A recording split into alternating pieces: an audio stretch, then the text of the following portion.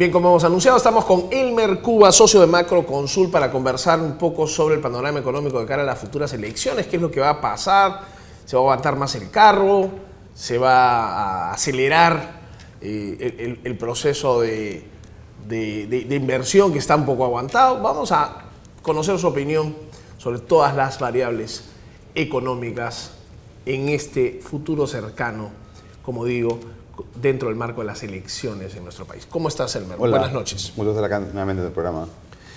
El gusto es nuestro tenerte por aquí. Elmer, cuéntame un poquito cómo ves las cosas en estos 2-3 meses que vienen. ¿Cuál es tu lectura? Sí. ¿Qué va a pasar, digamos, o qué crees? Nadie puede conocer el futuro, pero ¿qué es lo que crees que va a pasar con la economía? A ver, la economía está entrando, ¿no es cierto?, en este proceso electoral un poco fría, ¿no? Ese proceso de enfriamiento ya viene desde último trimestre de 2013, en verdad. Ha sido un enfriamiento en cámara lenta. Pero si uno ve los números puros y duros del 2014, 15 y 16, estamos hablando de un país que crece entre 3 y 3,5. Es la nueva normalidad de Perú. A eso nos tenemos que acostumbrar. Sí, ya no es un país de 6,5% en una década, sino un país de 3,5% en un trienio. No es que acostumbrarnos a ese 3, porque ese 3 tampoco es lo que Perú está capacitado en crecer. Ahorita el Perú está capacitado para crecer entre 4,5% y 5%. O sea, no es ni el 6,5% para volver a ese escenario, ni el 3% de hoy día, ¿no? Okay. Para llegar a ese número nuevo hay que reactivar la demanda, ¿no? Y Perú está equipado nuevamente para reactivar la demanda por el lado fiscal. Según el Banco Central, el año pasado el MEF ha jugado en contra del PBI, ¿no? Hasta 1% de caída es explicado por la política fiscal contracíclica, más bien procíclica, ¿no? La lleva claro, más hacia abajo, ¿no? Y eso no ha hecho lo que tuvo que hacer. Y el próximo gobierno va a tener que hacer eso, ¿no? Es en primer lugar para comenzar a reactivar un poco la demanda. Pero la economía está llegando fría. Si no fuese por estos dos megaproyectos mineros, ¿no?, que son de clase mundial, las Bambas y la ampliación de Cerro Verde, la economía está creciendo 2%, y no el 3% que ha salido correcto, para enero, ¿no? Ahora, muchos están preguntándose también qué pasa con el dólar, ¿no? Ha habido su pico y ahora ha retrocedido. ¿Cómo ves tú? Digamos, sí. Evidentemente esto está explicado, bueno, se viene el pago de impuestos, yo creo que por ahí tiene una importante justificación la caída. Ese es un tercer factor, quizá no es el más importante que explica la caída. La caída tiene que ver, primero, con una recuperación ligera de algunos commodities, entre ellos el cobre, el oro y el petróleo, que desde su piso hace unos meses han subido algo. Por ejemplo, el cobre, que llegó debajo de 2, 1,98, está en 2,25. Entonces ha subido como, ¿no?, de manera importante en términos porcentuales. Igual el petróleo, ¿no? Igual el caso del oro. Entonces, en América Latina hemos observado que el peso chileno, el peso colombiano también se han movido en estas semanas hacia abajo, igual que el sol peruano. O sea, no hemos sido ajenos a esa tendencia que tiene que ver básicamente con una leve recuperación de commodities y a la expectativa de que esta semana el FED haya movido la tasa de interés, ¿no? Correcto. Pero un tercer factor es el tema de impuestos, ¿no? Pero esto es transitorio. A mi juicio, una vez que pase este evento, nuevamente las tendencias macro son hacia el alza. Quizá un poco más suave, ¿no? No tan vertiginosa. ¿Cuál es tu pronóstico? Nosotros esperamos todavía un tipo de cambio encima de 360, 370 para fin de año. 360, 370. Incluso ahora, con esta...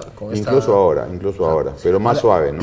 Esta ligera recuperación de los commodities para nada puede ser un canto de victoria o una gran luz para nosotros como región en Latinoamérica, para pensar en una super recuperación, digamos. Sí, efectivamente. Creo que ni por el lado de precios van a ayudar, ni tampoco por el lado de mayor producción. Pero uno tiene más proyectos de esta categoría entrando en los próximos años. Pero sí, claro, el 2016 y 2017 la producción de cobre va a aumentar en 70%. O sea, el cobre peruano va a aumentar el 70% del 2017 contra el 2015. Eso es colosal. Pero ya no siguen proyectos de esa categoría. Ahora, igual si uno ve la inversión privada en Perú ha caído, en verdad era inevitable que caiga, porque 20% de ella era hidrocarburos y minería, ¿no?, cuyos precios están destrozados. No había manera de defender esa inversión. Claro. Pero el resto de inversión, no minera ni petrolera, digamos, en el Perú, ha caído algo, pero no tanto. Yo no dramatizaría el número global. El número global se ha caído de manera importante, pero por esas razones ajenas a Perú. La inversión peruana no minera es alta. y te aseguro que sigue siendo más alta que cualquier país de América Latina el día de hoy, como porcentaje de producto. O sea, se ha defendido. Y eso no hay que matarlo. Todavía Perú sigue siendo muy atractivo para inversionistas, nacional o extranjero. Es un lugar de oportunidades. Y de hecho tenemos el lujo de tener la tasa de inversión privada más alta de la región. Incluso bueno, ahora. Enhorabuena, ¿no? Ojalá que eso siga. Lo preocupante es el tema fiscal, que aparentemente es lo único que va a poder reactivar fuertemente, digamos, el aparato interno, pero eso sí. demanda pues una decisión. Porque esa es la secuencia. La secuencia es tal cual. Nunca en ningún país la inversión privada lidera la recuperación. Más bien sigue la recuperación. Por supuesto, ¿no? Acompaña, digamos, las señales que y, normalmente se evidencian. Y rápidamente se pega, pero no la lidera, ¿no? ¿no es cierto? Entonces, la parte fiscal tiene que jugar su rol, ¿no? Ahora, ¿qué variables vamos a tener que tener en cuenta? Bueno, obviamente pues estamos hackeados, digamos, por el panorama político, ¿no? Pero ¿qué variables vamos a tener que tener en cuenta para poder tener una actividad fiscal reactivadora? ¿Por dónde empezar? Hay que levantar una serie de trabas. Esto no es tan fluido como abrir el caño y que salga el agua, ¿no? No, pero hay aprendizaje. Si uno ve los números de hace 10 años y los de ahora, la inversión pública nacional, léase gobierno central, gobiernos regionales y gobiernos municipales, la global era apenas 2.000 millones de dólares hace 10 años y ahora es 12.000 millones de dólares. O sea, se ha multiplicado por 6 en 10 años. Y aprendizaje, quiere decir que hay ahí economistas, ingenieros, arquitectos, constructoras. Algo se ha avanzado. Que sabe ahora, ¿no? Claro, pero esos 12.000 pudieron haber sido ¿cuánto? Claro, podrían haber crecido, ¿no? 13.000, digamos, ¿no? Pero la capacidad está ahí. Y tampoco, pues, no es rocket science, ¿no? O sea, puedes traer gente del extranjero que te asesore en esos momentos, es cosa que el presidente, el ministro de Economía quiera, y los gobernadores regionales también, que están ya en su segundo año, pueden ir más rápido, ¿no? Claro, el año pasado fue su primer año, el alcalde y gobierno regional. Ahora, entrando un poquito a lo deseable en el ejercicio de gobierno del siguiente periodo, ¿cuál crees tú que debe ser la movida fundamental, el imperativo de avance? ¿Tiene que ver con la reforma laboral, en tu entender? No, tiene que ver con la productividad. Yo creo que ¿No está amarrado? ¿No te parece que la productividad de alguna forma está amarrada pues con la flexibilización del mercado laboral, que puedas recurrir y puedas consumir lo que necesitas en el momento que necesitas? La formalización es un velo que nos impide ver el problema central. ¿Por qué digo que es un velo? Suponte que el lunes aparece en el peruano la nueva ley laboral en el Perú, es la siguiente: se derogan todas las leyes laborales del Perú. No hay obligatoriedad ni de salud, ni AFP, jubilación, ni vacaciones, son negociables uno por uno. Es decir, el mercado de la papa, ¿no? Declaramos que el mercado laboral es equivalente al mercado de la papa, spot, ¿no es cierto? Correcto. Entonces, automáticamente todos los trabajadores pero no serían formales, ¿no es cierto? Porque es la nueva ley. Por supuesto. Pero eso no cambia la realidad del día a día de ese obrero, de esa vendedora de polos azules, ¿no? Son los mismos, ¿no es cierto? Su productividad es la que está causando el problema de bajos salarios, no es la norma per se. Incluso flexibilizándola, nadie mejora en automático. Tu productividad es la misma, tu salario va a ser el mismo, ¿no es cierto?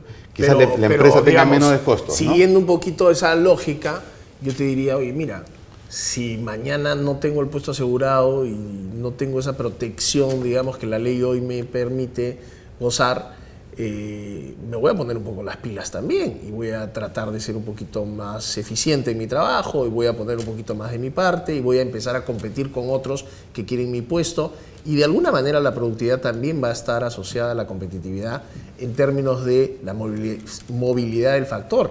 ¿No crees que eso no te voy a decir que va a justificar y cambiar dramáticamente la productividad? Hay muchas otras variables más importantes, claro, pero ¿no crees que de alguna manera también eso quizá que hemos exagerado? Yo soy parte culpable en algo de eso, el tema que todo se juega en la parte de flexibilización laboral, porque la verdad es que la mitad de las compañías son informales.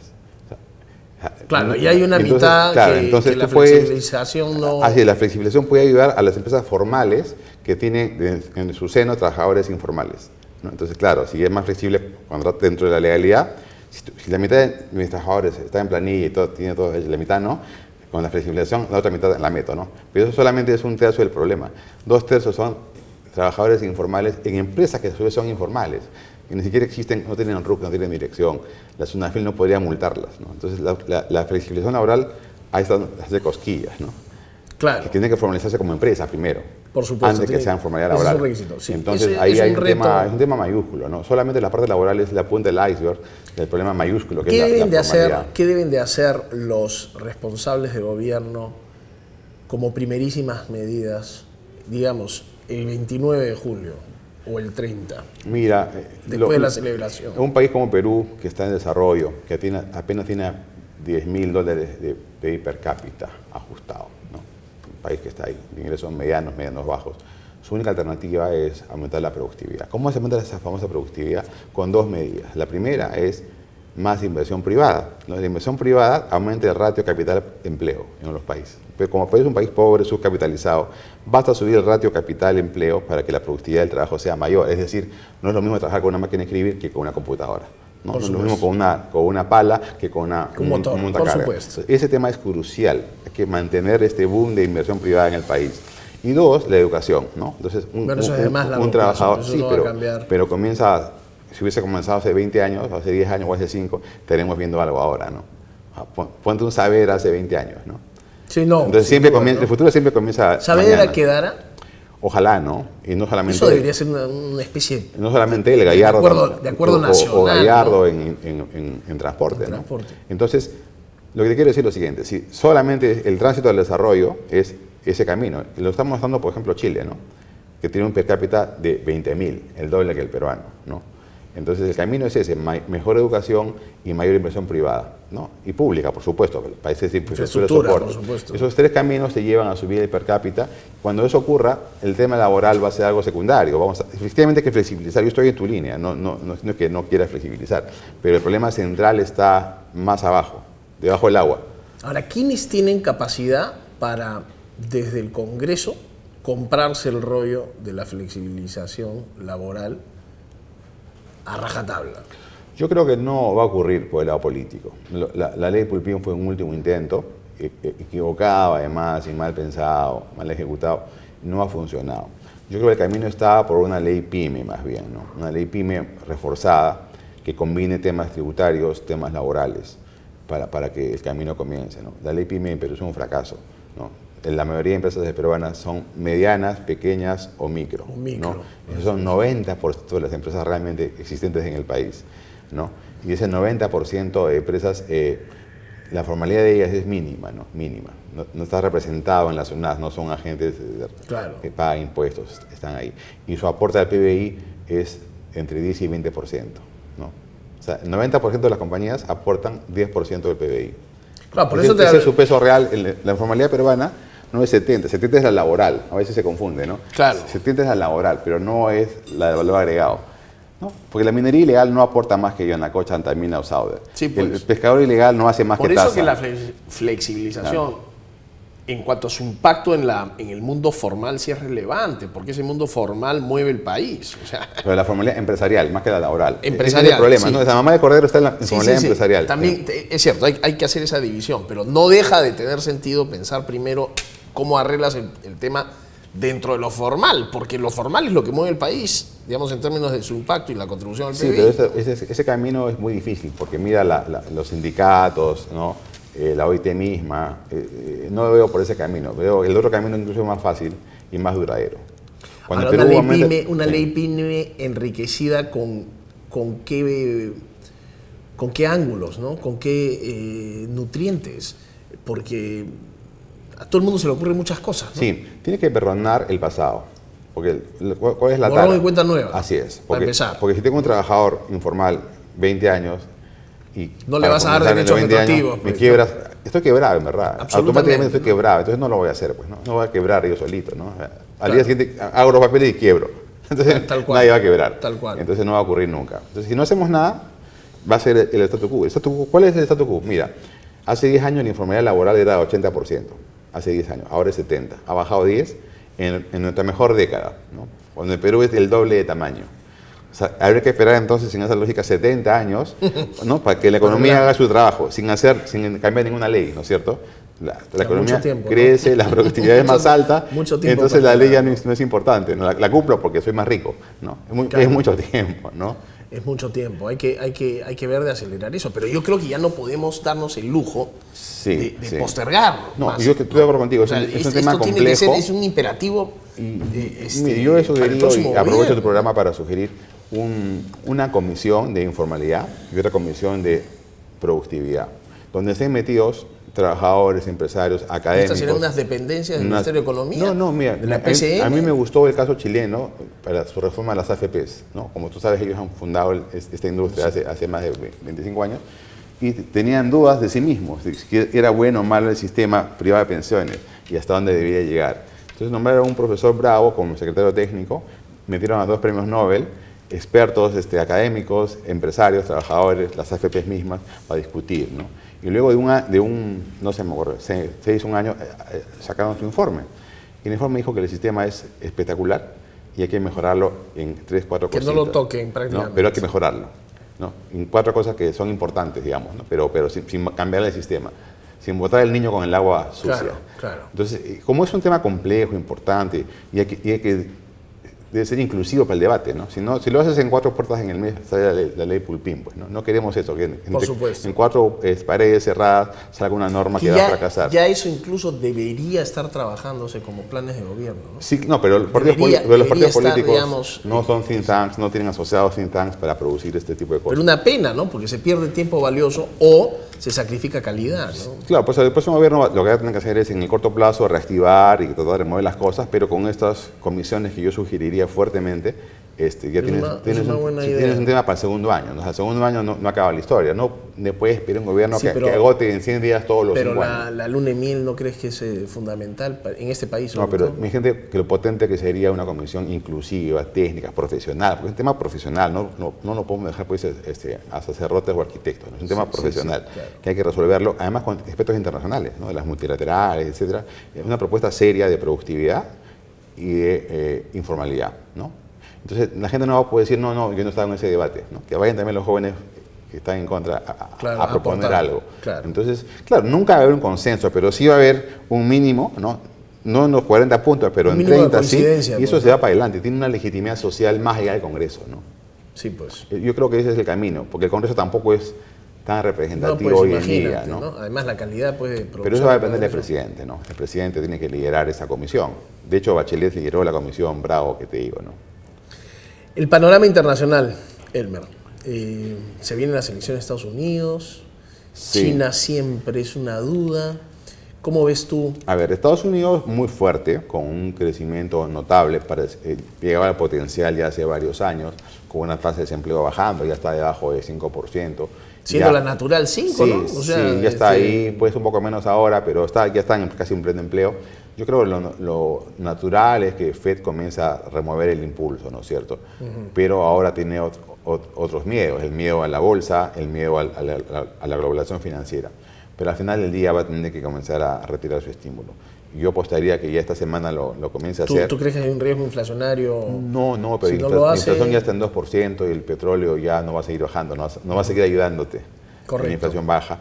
Y hay que, como se dijo en Lima en el último evento del Fondo Monetario, ha llegado la hora de guardar el genio en la botella, ¿no?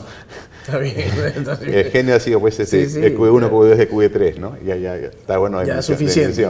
Y 8 años estás en interés cero. Sí, ¿no? pues. Eso no es sostenible.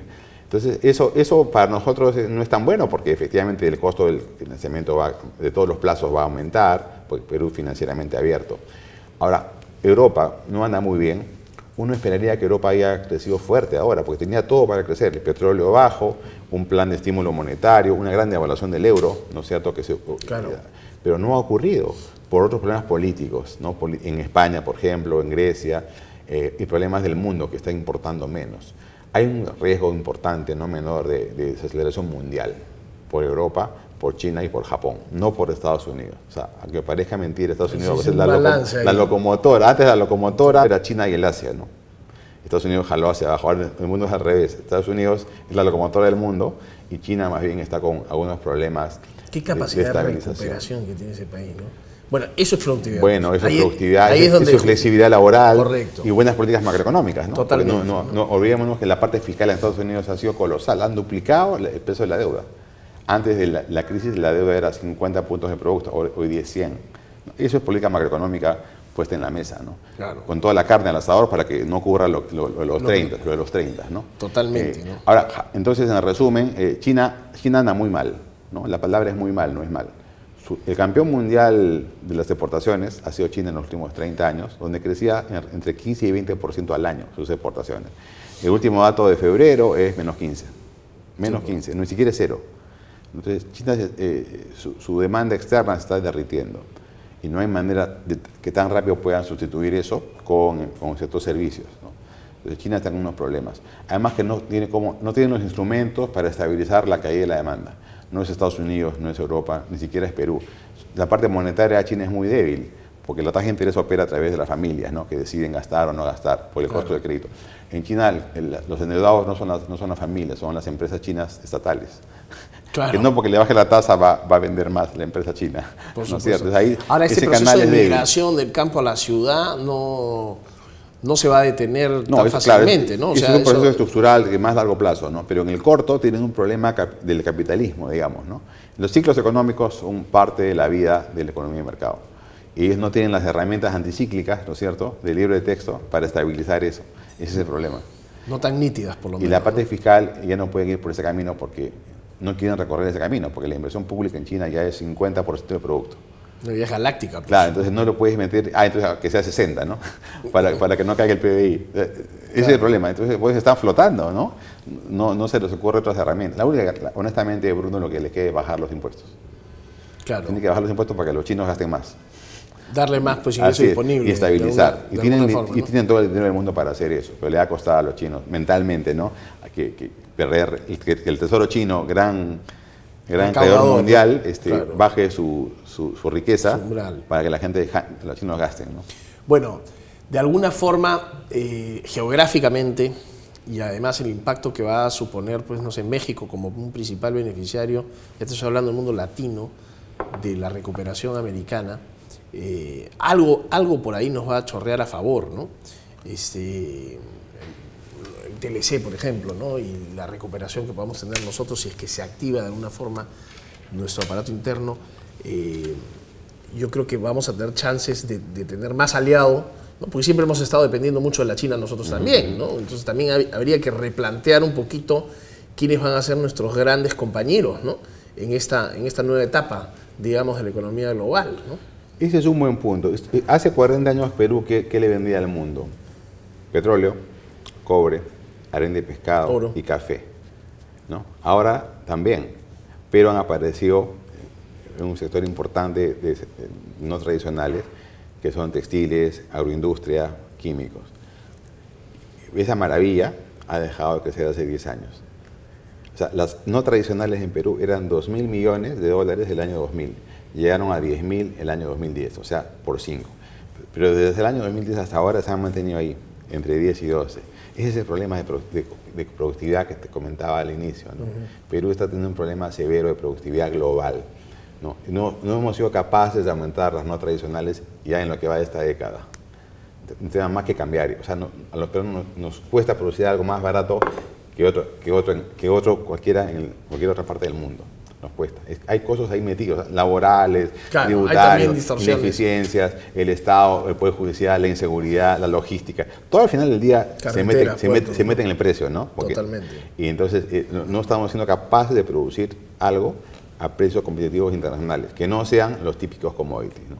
Entonces, en esa línea, tenemos que pensar qué le vendemos al mundo más allá de los típicos, que está bien que le vendamos, por supuesto. Obviamente, hay que pero seguir hay que haciendo. venderle lo que te compren, ¿no? De todo. Lo que te compren, tú tienes que vender. Y ahí ese es el reto de productividad que te hablaba, ¿no? Bueno, temas siempre interesantes a tener en cuenta, Elmer.